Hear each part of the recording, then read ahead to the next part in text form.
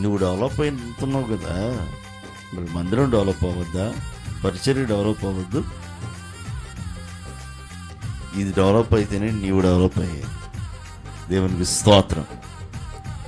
దేవుని సన్నిధి యొక్క విలువను గుర్తించి దేవుని యొక్క మందిరం క్షేమాభివృద్ధి నొందాలని, పరిచర్య క్షేమాభివృద్ధి నొందాలని నువ్వు కోరుకుంటే ఆయన నీకు క్షేమమును అభివృద్ధిని కలుగు చేయనుగాక. క్షేమాభివృద్ధిని కలుగు చేస్తాడు. తెలుసా మీకు?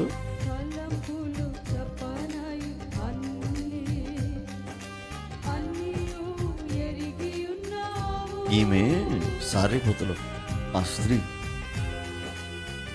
ఒక్క అప్పం చేసి పెడదామని వచ్చింది ముందుకి.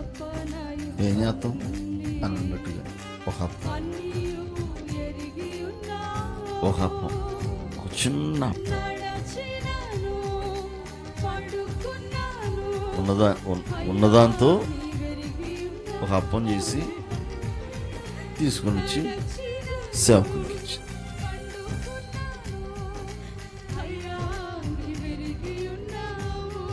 ఒక చిన్న అప్పం.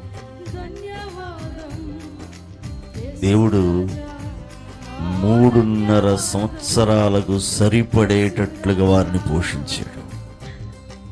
చప్పట్లు కొడుతూ మహిమపరుస్తారేమనుకున్నా. హల్లెలూయా. ఏది గొప్ప? ఏది గొప్పగా ఉంది? ఒక్క అప్పమా? 3.5 సంవత్సరాలకు సమృద్ధియా? ఏమైతే ఒక్క అప్పం, ఒక్క అప్పం. మరి దేవుడు అసలు సేవకుడిని దేవుడే పంపిక్కడికి. గమనించండి, దైవజనుడిని అక్కడికి పంపింది ఎవరు? దేవుడే. ఎందుకో మీకు మాటికి ఈ విషయాన్ని మీకు తెలియచేస్తున్నాడు దేవుడు.